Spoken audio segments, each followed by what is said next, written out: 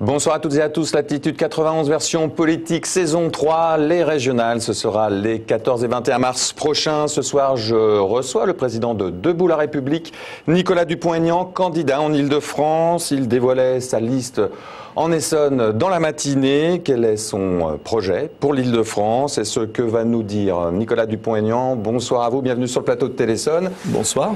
Nicolas Dupont-Aignan, que je vais interroger en compagnie de mes complices habituels, Graziella Larriou de Boucan.com et Grégory Plouvier du Parisien. Salut à vous deux. Bonsoir. Et tout de suite, la première question de Graziella Larriou. On ne va pas aller la chercher très loin parce qu'on était ensemble ce matin à votre conférence de presse de présentation de votre liste que vous avez donc dévoilée ce matin.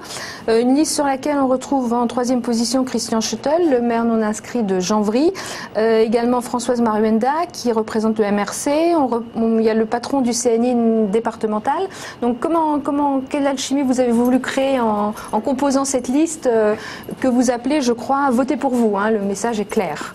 Oui, c'est l'alchimie des indépendants, des personnalités libres, de terrain, qui ont prouvé dans leurs coins respectifs de l'Essonne qu'ils étaient efficaces et qui veulent présenter une alternative politique en Île-de-France, loin, j'allais dire, du cinéma, de l'UMP ou du PS, qui co-gère en vérité avec les Verts cette région depuis 20 ans et qui n'apporte pas de solution très concrète. Et si tous ces gens si différents se sont levés et m'ont rejoint, c'est parce que je pense que le projet que je propose est profondément différent des autres. On retrouve quelques élus UMP justement sur cette liste. Quel a été, pour vous, quel est le but de cette... Vous chassez sur les terres de l'UMP? C'est pas la question. Si ces gens de l'UMP sont venus, c'est parce qu'ils n'en peuvent plus, comme moi à un moment, je n'en pouvais plus, puisque j'ai quitté l'UMP et fondé Debout la République, ils n'en pouvaient plus de ce mode de fonctionnement. On ne peut pas éternellement vivre dans le showbiz, déconnecté des réalités des gens. Et puis, il y a un problème de fond, qui est l'affaire du Grand Paris. Il faut que les auditeurs, les téléspectateurs comprennent que Mme Pécresse, Mme Kosciusko-Morizet défendent par solidarité gouvernementale le Grand Paris qui est le projet de Nicolas Sarkozy. Et de Christian Blanc qui est en charge. Et le Grand Paris, c'est quoi? C'est 20 milliards d'euros, tous les crédits mis sur la petite couronne, principalement autour de la défense, et donc plus rien pour les RER, pour la grande couronne, pour les routes, parce qu'on ne pourra pas tout faire. Et moi j'ai l'honnêteté de dire, il vaut mieux moins d'argent tout de suite sur des projets très concrets, le RERD, la Nationale 20, la relance des investissements routiers, je suis le seul à le proposer, plutôt que ce délire mégalomaniaque pour le Grand Paris. Et ça, c'est un choix majeur. Est-ce que la région Île-de-France, qu'on appelle aussi la région capitale, n'a pas besoin d'une vision à moyen et long terme pour envisager son développement justement à plus que... Il faut une vision à moyen terme, bien sûr. Mais comment pouvoir avoir une vision à moyen terme si on n'est pas capable de faire fonctionner ce qui existe aujourd'hui? Il y a 3 millions de franciliens tous les jours dans les RER. C'est l'enfer. Je connais bien parce que ma ville est sur le RERD. C'est l'enfer. Je pourrais parler du B aussi.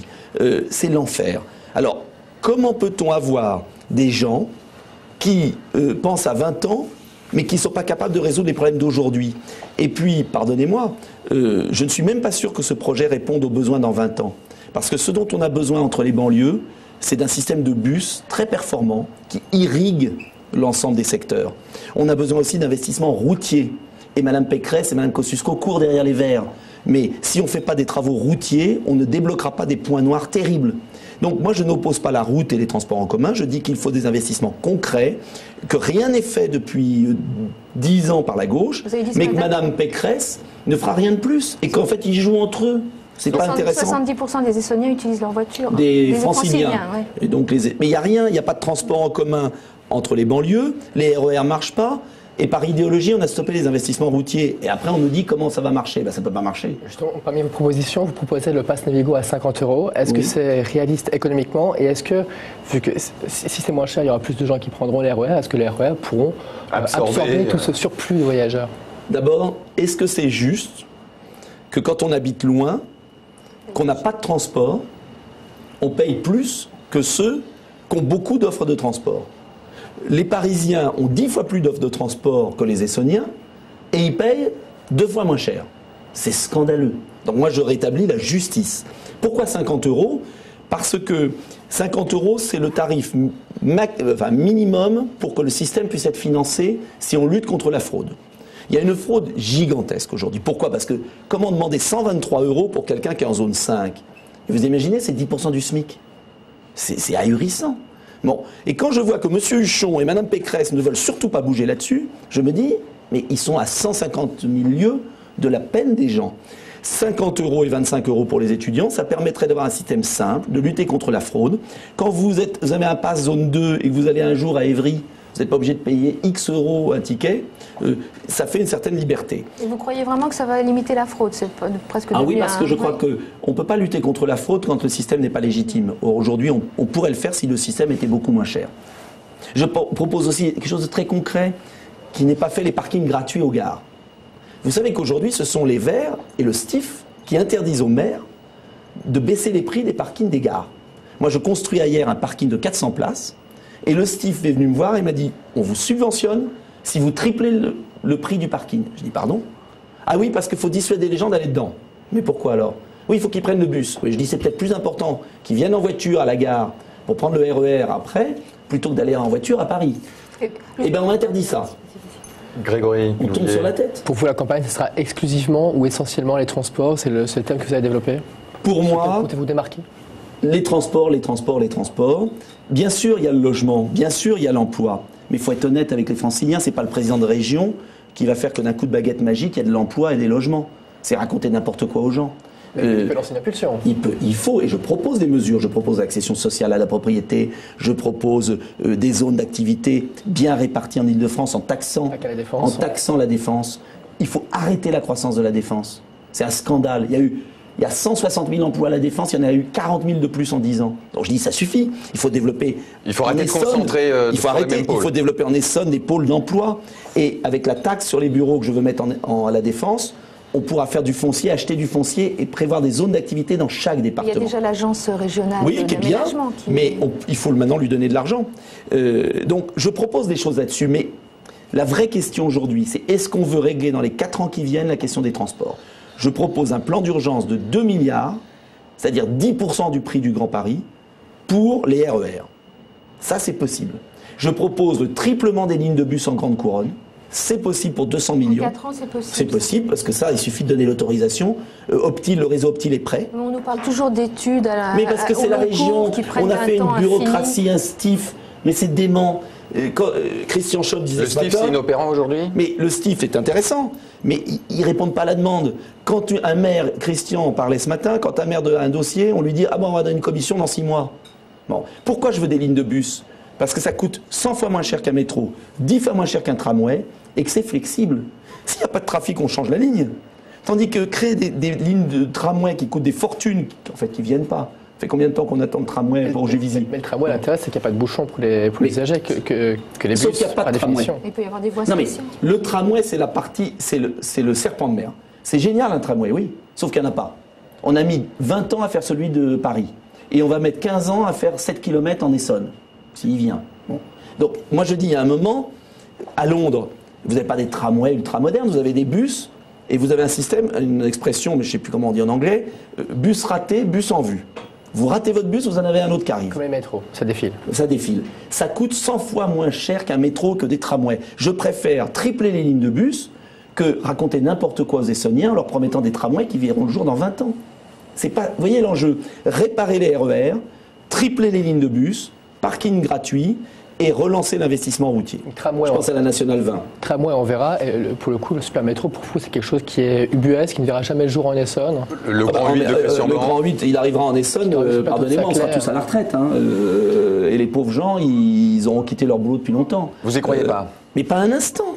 Mais c'est n'importe quoi. Mais 20 milliards d'euros alors qu'on nous explique qu'on est ruiné. Mais attendez, il faut revenir sur Terre. Et pendant ce temps-là, on ne répare pas le RER. Le plan du RER du STIF, 120 millions d'euros, il est totalement insuffisant pour le RERD. Donc à un moment, il faut créer un nouveau tunnel à Châtelet pour le B et le D. Enfin, il faut être réaliste et concret. Moi, j'ai un programme totalement différent des autres. Voilà, alors ça surprend. Et pourquoi on a des gens de terrain, Christian Schott, M. Marciano, M. Castanedo, qui est des pompiers, M. Mérigot de Savigny, enfin on a des gens très concrets, M. Baudet, tous ces gens-là sont des gens de terrain. Voilà. Vous seriez prêt même à avoir des actions agressives en termes pour les transports, comme vous l'avez fait en allant sur les voies du RER pour protester contre les retards? On l'a fait. J'ai surtout un renfort de poids, qui est M. Delarue, le porte-parole des usagers des transports. La Fédération des usagers, oui. Qui nous soutient. On a passé une journée, vous l'avez d'ailleurs relaté dans le Parisien. Ouais. Et ça veut dire quoi? C'est pas par hasard que M. Delarue me soutient. Donc je pense que si les usagers se secouent, on peut faire plus de 10%. C'est pas un peu populiste, ça? C'est populiste de s'occuper du peuple. Ça, c'est un grand truc. Moi, je suis fier. Je suis fier de m'occuper des gens.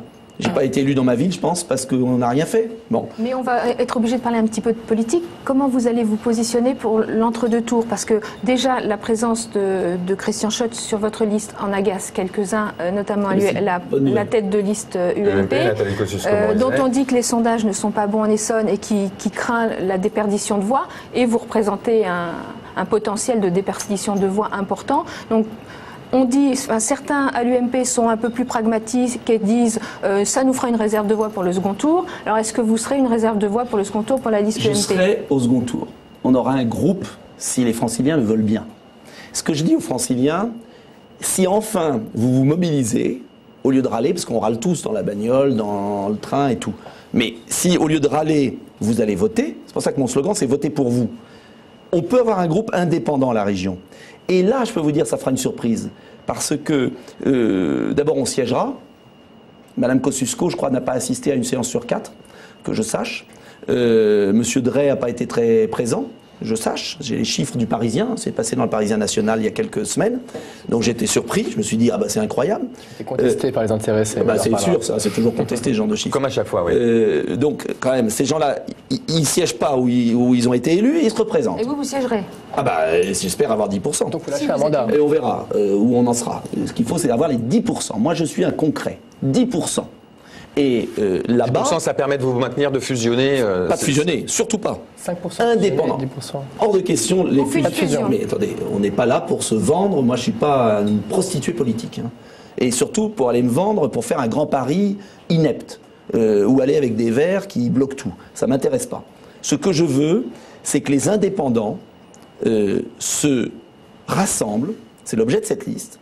Et en Essonne, disent clairement aux habitants, il y a une autre voie que des gens soumis, des petits soldats du Grand Paris, qui vont voter des choses contraires aux intérêts de l'Essonne. Donc moi je dis aux gens, ouvrez les yeux, vous râlez, transformez positivement votre vote et vous aurez des porte-paroles indépendants. Alors quand bien même vous franchiriez cette barre des 10%, nous siégerons à la région. Vous siégerez à la région. Et là je peux vous dire, on va entendre les conseils régionaux. Quelle musique vous allez faire entendre? Une musique différente. D'abord on sera présent, ça va changer.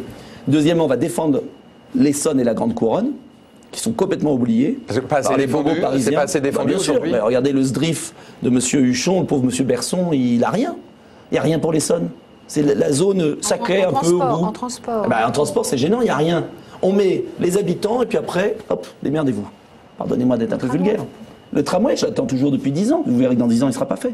Pour faire entendre cette musique-là, vous seriez prêt à lâcher votre poste de maire de Hyères? On verra comment ça se passera. Vous ne lâcherez sûrement pas le poste de député. Qu'est-ce que vous en savez? On verra. Je pose la question. Vous êtes député, vous êtes maire. Moi, je ne vends pas la peau de l'ours. Je ne vends pas la peau de l'ours. Je dis que je présente une offre. Vous êtes obligé de lâcher un de vos 3 mandats. Je vends une offre politique nouvelle aux Franciliens. Je dis aux Essonniens, il est possible de faire autre chose. Et puis au-delà de ça, je pense aux autres échéances. Notre département est en train de crever de cette espèce de médiocrité politique PS-UMP. Et j'espère, avec Christian, avec d'autres, que les non-inscrits vont se réveiller, se rassembler. Et je pense au cantonal, et je pense à la suite. Est-ce que les Franciliens et les Essonniens n'auraient pas le droit un jour d'avoir le choix? Est-ce qu'ils sont condamnés à ces féodalités claniques? Cette répartition des postes, ça ne m'intéresse pas. En Essonne, ce sera une nouvelle force politique à droite que vous allez créer? Oui, volontiez. Il faut qu'on se rassemble. Il y a des gens remarquables. Une bannière, avec un nom de formation. On va voir. Vous ne craignez pas qu'on vous accuse, qu'on vous traite des déçus, de rassembler les déçus quand qui n'ont pas trouvé de place ailleurs? On dit que c'est l'ouverture. Si moi je dis, on dit que c'est des déçus. Mais ce sont des gens libres, qui n'en peuvent plus du système, comme tous les Français. Mais simplement, les Français n'en peuvent plus, mais on ne leur présente pas une offre. Donc là, nous, on dit, vous n'en pouvez plus, on vous présente quelque chose. Après, je verrai bien le résultat. Moi, je ne suis pas devin, je ne suis pas Madame Soleil. Je dis simplement, on va vous présenter quelque chose de nouveau. Et puis on va voir ce que les Franciliens font. Et si les résultats ne sont pas à la hauteur, ça remettra en cause votre démarche Bah oui, on dira oui. Bah, écoutez, dans la vie, il faut être franc. Moi, je fais ça parce que j'en peux plus de la vie politique de mon pays. Je suis écœuré. C'est lamentable. On nous avait promis la sécurité, il n'y a pas de policiers dans nos commissariats. La région ne fait pas ce qu'il faut pour les là, c'est pas la région. sécurité dans les lycées. La pauvre région, on l'accuse, mais c'est le gouvernement qui ne fait pas ce qu'il faut. Alors on pourrait faire plus. On a vu Valérie Pécresse qui mettait en cause Jean-Paul minable, Huchon. leur petit machin, c'est minable, c'est bas de gamme. C'est pas là, ça, l'essentiel, c'est de mettre des policiers dans les commissariats, c'est de remplacer les départs en retraite.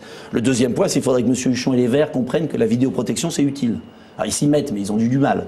C'est idéologique. Bon. Et puis il faut relancer les investissements routiers. C'est impératif, il faut mettre les 800 millions prévus pour l'avenue de Neuilly, sur Seine, là, pour couvrir l'avenue de Neuilly par caprice présidentiel.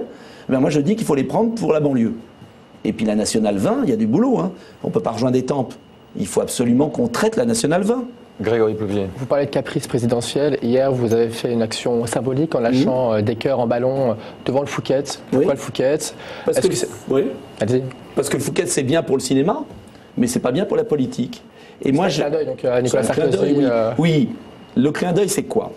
C'est que les Français ont compris que malheureusement, ce quinquennat finirait mal. Mais les Français ne veulent pas de la critique, ils veulent de la proposition alternative. Donc moi je souhaite qu'en 2012, on puisse proposer une alternative politique pour une autre dignité en politique, pas le régime des copains, du fric, de l'argent roi, cette espèce de médiocrité, et puis qu'on propose pour la sécurité, pour l'emploi, pour l'école, pour les services publics, qu'on ait une autre politique avec un peu plus de dignité, l'indépendance de la France à l'extérieur. Enfin, voilà, moi je suis gaulliste social, j'ai envie d'une autre image de mon pays que cette bande du Fouquet qui est en train de mettre la main sur la France. Vous serez candidat? Oh, je ne sais pas du tout. Vous l'avez failli l'être en... Oui, bon, on verra, c'est pas le problème. 2007. S'il y a quelqu'un qui porte mes idées, je le suivrai. S'il n'y en a pas, j'irai. J'en sais rien du tout aujourd'hui. C'est pas le problème. Le problème, c'est que la vie politique française, vous sentez bien qu'elle est étouffée et que les Français sont déçus. 69% des Français ne croient plus ni en la gauche ni en la droite. Ça prouve qu'il y a un problème. Donc tout ce qui sera fait pour mettre un peu d'oxygène et de liberté, ça sera positif. Et ce matin, vous nous avez dit Lula a commencé à 1%. Oui, c'était une boutade, parce que vous savez, à chaque fois qu'il y a un journaliste en face de moi, il me dit vous êtes à un petit, pas connu et tout. Bah, je dis très bien, mais il faut bien commencer. Donc vous allez peut-être être le Lula de l'Île-de-France. Je n'ai pas cette prétention, c'était une boutade. Il manque la barbe encore. Oui. Je vous remercie en tout cas d'être venu sur ce plateau. La semaine prochaine, nous recevrons Pierre Laurent, le candidat du Front de gauche. Salut, bonne soirée.